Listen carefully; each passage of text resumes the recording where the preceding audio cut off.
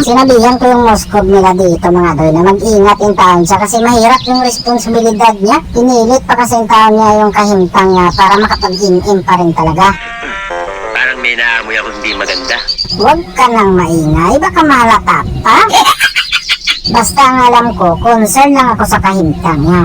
Hindi tayo pwedeng magbinuang dyan. At dahil level 4 na tayo mga doy, kamustahin na natin agad tong Moskov na to. Kaya umadto na ako dito. Siguro nga wala yung taon siyang kalam-alam mga doy sa posibleng mangyari yung taon sa kanya. Kasi nabigla yung taon talaga siya.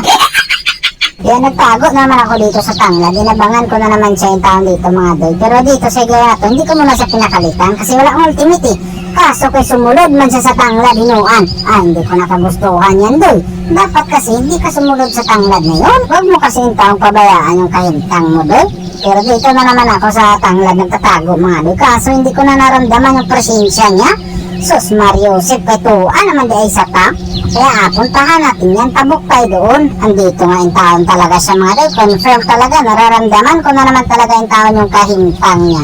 Sus Mario, sip ka doy, pabaya ka masyado sa sarili mo. Sinabihan na kitang mag-ingat ka sa kahintang mo dyan eh. Aba, wala akong alam dyan. Concern lang ako sa kanya kaya sinabihan ko siya ng ganun. Masama ba yung sinasabi ko? Baka madumi lang talaga yung taon yung mga utak nyo. Tumarong kayo dyan. Mali ang iniisip mo. Katulad ng iniisip ng marami dyan. Masyado naman kayong judgmental. May evidence ba kayo? Pero kung gusto talaga yung taon yung Aldog, sus Mariusip ka naman yung taon dog. Si Moskov ka ba? Kahit saan lane na lang yung taon pumapunta yung taon si Moskov. Hindi na yung taon niya alam kung saan siya maglilay. Bakit ko susuyuin yan? Diwa ka ba yan? Sus Mariusip naman yung taon kayo ni. Tumarong kayo dyan. Mukhang lumakas na yung Moskov. Nice Moskov. Napakalapit mo doy. Pero dito, tamang tago na naman tayo sa tanglad. Nandito na naman siya. Bigyan na naman natin yan. Kamustahin natin yan.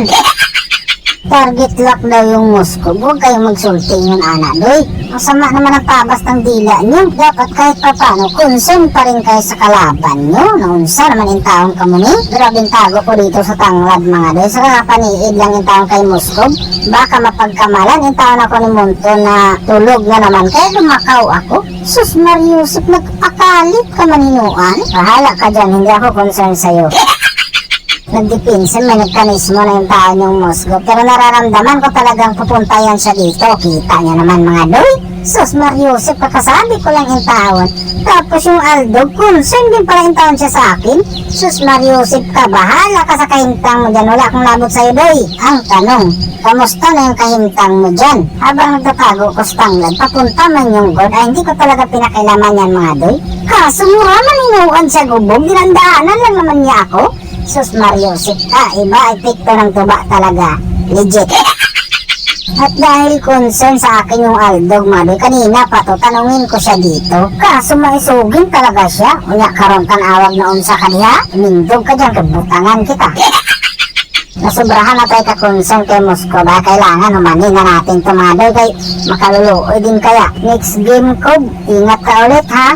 Huwag mong pabayaan yung taon yung kahintang mo.